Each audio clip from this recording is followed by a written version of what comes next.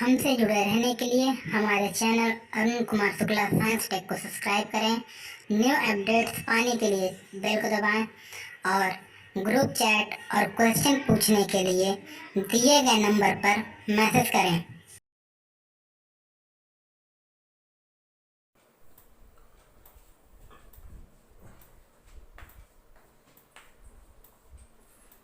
प्यारे बच्चों, आज हम लोग चर्चा करेंगे आइसोटोप्स यानी समस्थानिक के बारे में। समस्थानिक क्या होते हैं, इनकी क्या विशेषताएं होती हैं और समस्थानिक की उत्पत्ति कैसे होती है। तो पहले हम लोग ये पता करें कि समस्थानिक का जो शब्द है इसका प्रयोग सबसे पहले किसने किया था। तो ये जो आइसोटोप्स शब्द का सर्वप्रथम जो प्रयोग किया था वो सॉडी ने किया था। सॉडी। आइसोटोप्स का मतलब होता है, आइसो का मतलब होता है सेम और टोपोस का मतलब होता है स्थान या प्लेस। तो इसका मतलब कि सेम प्लेस। तो ये जो समस्थानिक होते हैं ये आवर्त सारणी में एक ही स्थान पर रखे गए हैं। जैसे जितने भी समस्थानिक होते हैं एक तत्व के, वो एक ही स्थान पर पाए जाते हैं। अब समस्थानिक की डिफिनीशन क्या है। समस्थानिक सदैव एक ही तत्व के होते हैं। पहले जो सबसे महत्वपूर्ण चीज है, एक ही तत्व के वे परमाणु जिनमें द्रव्यमान संख्याएं तो भिन्न होती हैं परंतु प्रोटॉनों की संख्याएं या परमाणु क्रमांक समान होता है, समस्थानिक कहलाते हैं। ध्यान देना है, एक ही तत्व के वे परमाणु जिनकी द्रव्यमान संख्याएं तो भिन्न होती हैं परंतु प्रोटॉनों की संख्या या परमाणु क्रमांक समान होता है, वो क्या कहलाते हैं, समस्थानिक। जैसे हाइड्रोजन के समस्थानिक 3 होते हैं, 1H3 2 1H1 1H2 1H3। अब देखिए इसके सबके एटॉमिक नंबर क्या है, समान है, लेकिन मास नंबर क्या, द्रव्यमान संख्याएं भिन्न है, 1 2 3। तो ये समस्थानिक हुए। जैसे कार्बन के समस्थानिक C12 C13 C14। अब देखिए सबके परमाणु क्रमांक समान है लेकिन द्रव्यमान संख्याएं क्या है, भिन्न है।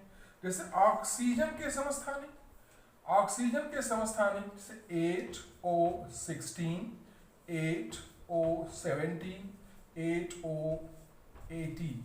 जैसे क्लोरीन के समस्थानिक, तो क्लोरीन का 17Cl35 17Cl37। अब यहां पर अगर हम लोग ध्यान से देखें तो जो सबसे महत्वपूर्ण बात निकल के आ गई परिभाषा के अनुसार भी, जो परिभाषा कह रहा है कि तत्व एक ही तत्व के समस्थानिक होते हैं और उनकी द्रव्यमान संख्याएं भिन्न भिन्न होती हैं।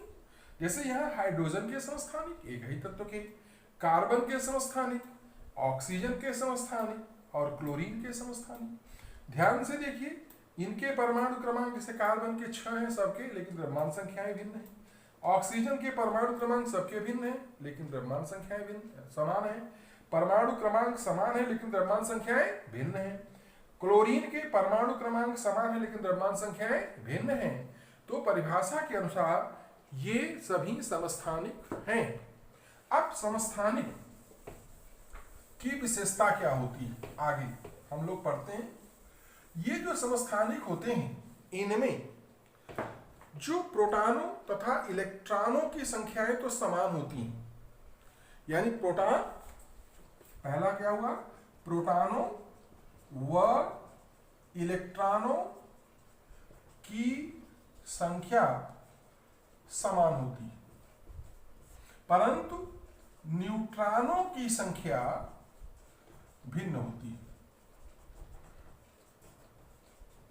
नंबर 2, जो ये समस्थानिक होते हैं, चूंकि इनमें इलेक्ट्रॉनों की संख्याएं समान होती हैं, जिसके कारण इनके इलेक्ट्रॉनिक विन्यास और रासायनिक गुण समान होते हैं। तो इलेक्ट्रॉनिक विन्यास व रासायनिक गुण समान होते हैं। क्यों समान होते हैं? क्योंकि अभी हमने बताया कि इनमें इलेक्ट्रॉनों की संख्या क्या है, समान होती है। तो चूंकि इलेक्ट्रॉनिक विन्यास और रासायनिक गुण इलेक्ट्रॉनों की संख्या पर निर्भर करते हैं, इसलिए ये समान। लेकिन नाभिकीय कण भिन्न भिन्न है। तो नाभिकीय कण का मतलब प्रोटॉनों और न्यूट्रॉनों की संख्या को नाभिकीय कण कहते हैं। तो नाभिकीय कण अगर भिन्न है तो इनके नाभिकीय गुण क्या होंगे? भिन्न होते हैं। नंबर 3, अब इसके बाद जैसे द्रव्यमान संख्याएं चूंकि भिन्न भिन्न होती हैं, तो द्रव्यमान संख्या भिन्न होने के कारण इनके भौतिक गुण भिन्न होते हैं। भौतिक गुण भिन्न होते हैं। क्यों भिन्न होते हैं? क्योंकि द्रव्यमान संख्याएं भिन्न होती हैं।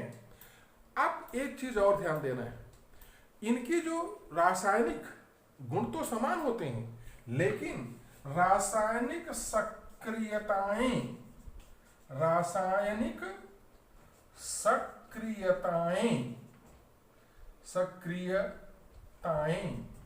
भिन्न होती। क्यों भिन्न होती हैं? इसको हम लोग क्या कहते हैं? इसको हम लोग कहते हैं समस्थानिक प्रभाव। क्या कहते हैं? समस्थानिक प्रभाव या आइसोटोपिक इफेक्ट। क्या कहते हैं? समस्थानिक प्रभाव या आइसोटोपिक इफेक्ट कहते हैं। ध्यान देना है। जैसे हाइड्रोजन है, तो हाइड्रोजन के समस्थानिक 3 है, प्रोटियम 1H1, ड्यूटेरियम और ट्राइटियम।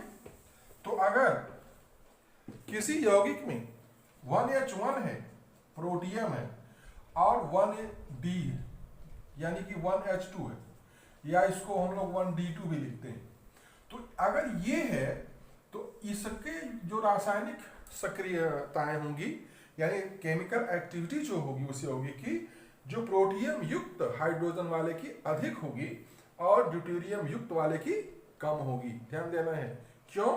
क्योंकि ये 1H1 1H2 की तुलना में ज्यादा सक्रिय होता है। अब अगला बिंदु, ये जो समस्थानिक हैं, समस्थानिक कब बनते हैं? ये बड़ा महत्वपूर्ण है। अगर कोई तत्व है X, Z, A, अगर इसमें से एक अल्फा कण निकल जाए, तो एक अल्फा कण निकलेगा तो क्या हो जाएगा? Z-2, ये हो जाएगा Y, और A-4।